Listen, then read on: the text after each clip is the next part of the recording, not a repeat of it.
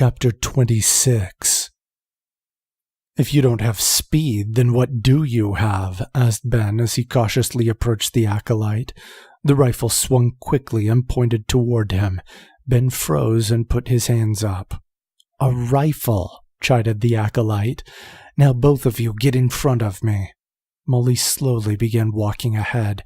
Ben turned to follow her, but immediately made a move. "Mr. Smith!" shouted Molly as she realized what he was doing. The gun went off.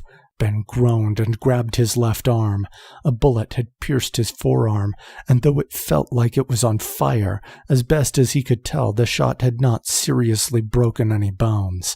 The ringing in his ears was interrupted by the slow and deliberate lever action on the rifle, and the laughing of the acolyte. "You are an idiot," laughed the acolyte. "For fighting someone that will end up killing me anyway," retorted Ben angrily. "Well, yes, actually," laughed the acolyte.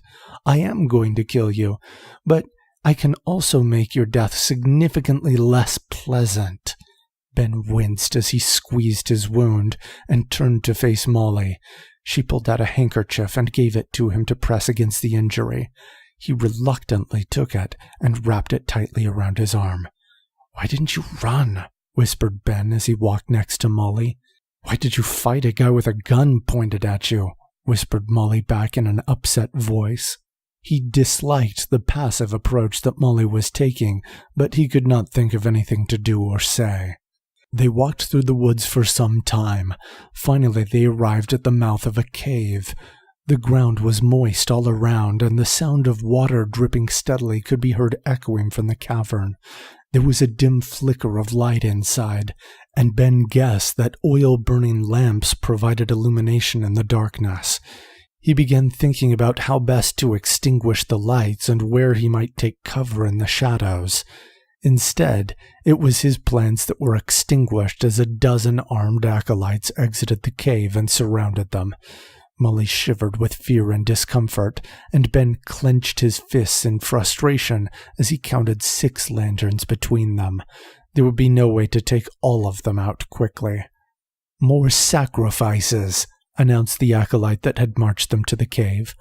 "Well done," replied one of the others. His voice sent a chill down Ben's spine. If greed had been a person with a voice, it would sound exactly like this new acolyte. He felt as though he were a fatted calf being examined by a hungry butcher. Their eagerness to kill created a bitter taste that welled up in his mouth. "Into the cave," ordered a female acolyte. Molly and Ben slowly walked into the cavern. Dirt had been strewn along the way to provide traction on the otherwise smooth, wet rock. Even with it, Molly slipped and had to grab Ben's arm for balance. He winced as it pulled his injured forearm, but he was quick to help Molly keep her balance. There were dozens of small chambers that branched in different directions. The acolytes pushed Ben and Molly down the main tunnel, and their lanterns illuminated amazing cave formations. Had they not been forcibly marched, they might have enjoyed their spelunking trip. At last the tunnel opened up into a large cavern where a dozen tables with tubes had been set up around what appeared to be a throne, carved into a massive stalagmite. Seated on the throne was a large cloaked figure that was breathing heavily. "More sacrifices," whispered the figure on the throne. His voice was low and had an unnatural echo that made Molly involuntarily pull herself closer to Ben. "Yes, Abaddon," hissed one of the acolytes that had brought them. "Good," said Abaddon. "It is time for my infusion." The word infusion was said with a sick pleasure that turned Ben's stomach. He realized he was not the only one who felt uncomfortable with it, as the sound of weeping came from the far side of the cavern. "At once, Abaddon," said a female acolyte. They marched Ben and Molly to the far side of the cavern where they saw a dozen frightened prisoners chained to the wall. Ben's eyes grew wide with horror as he realized that some of them were young children. He turned around, hoping desperately for an opportunity to fight. Sensing his movements, the female acolyte that had spoken earlier slid a blade up against Ben's throat and sliced an extremely shallow and painful cut on his neck. Realizing he was helpless, he ignored the stinging pain on his neck with a fresh cut and held still.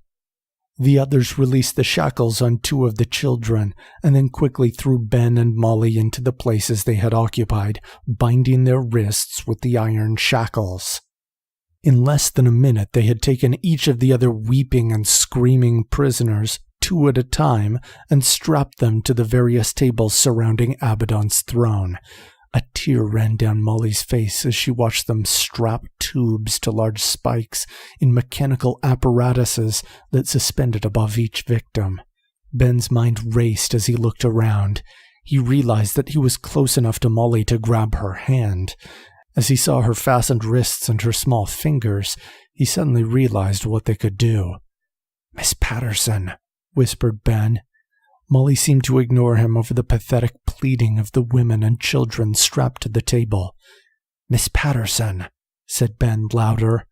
She turned to him and shrieked. Standing right beside him was Abaddon. There was a dark purple glow behind his eyes, and under the black hood, jagged, sharp teeth were visible. Ben spun around and jumped with a start. "Look carefully," hissed Abaddon in his echoing voice. "Look at what happens to these sacrifices. Realize that it does not have to happen for you if you become my acolytes." "We will never stand for human sacrifice, demon worshipper," shouted Molly in a sudden burst of anger that Ben had not expected. Abaddon laughed. "You will either help me to harvest, or you will be harvested," laughed Abaddon. "You don't need to kill children," said Ben angrily. "Perhaps seeing it happen will change your mind," said Abaddon with a smile. Abaddon walked back to his throne and screwed tubes into sockets in his throne. "Hey," whispered Ben. "What?" asked Molly. "Remember what happened when you touched my key?" asked Ben. Her eyes suddenly lit up as she realized what he was thinking. He was hoping an underground earthquake might collapse the tunnel, or at least provide them with an opportunity to stop the sacrifice. Ben pulled himself as close to Molly as he could get. She strained against her bonds to reach the key that hung on the chain about his neck. "Abaddon," hissed an acolyte as he tried to make himself heard over the screaming victims. "The sacrifices are prepared." "I am nearly ready," replied Abaddon. "Begin the infusion at my command." "Yes, master," hissed the acolyte. Ben and Molly intensified their efforts. Ben arched himself and stretched his legs to try and push his chest higher. Molly wiggled her wrist to try and force her arm further into the shackle to reach Ben's key. She was close, less than half an inch away from the key, when a sudden thud silenced all the screaming. Ben and Molly turned to see the spikes piercing each victim and strange glowing energy flowing through the tubes. Abaddon roared as energy flowed through his body.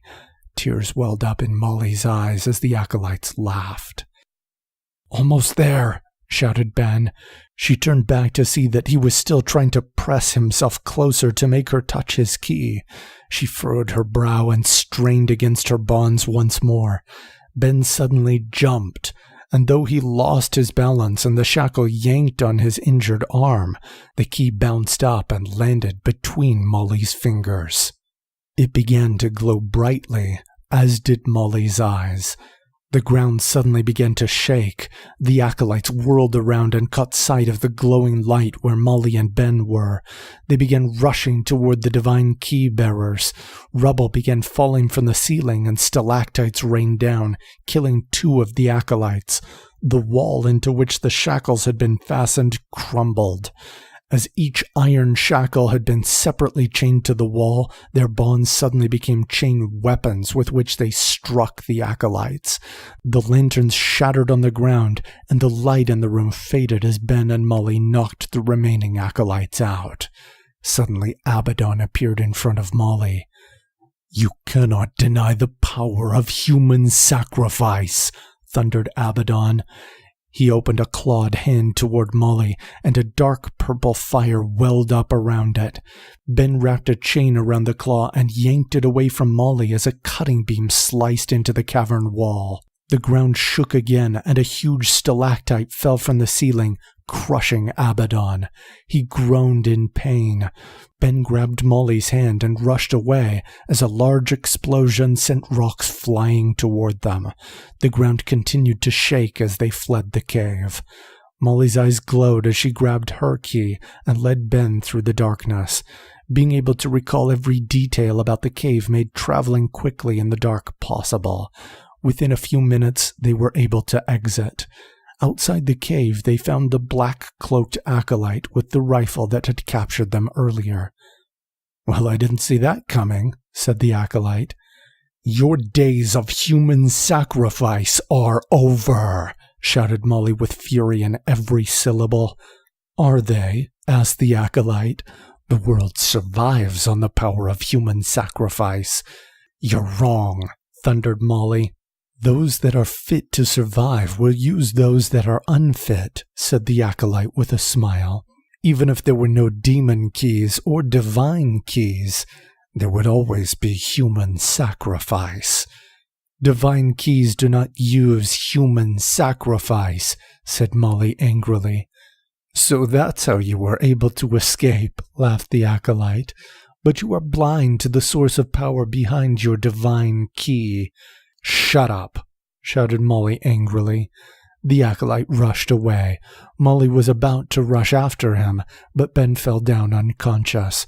The wound on his arm had taken its toll, and Molly could immediately tell they had postponed proper medical attention too long.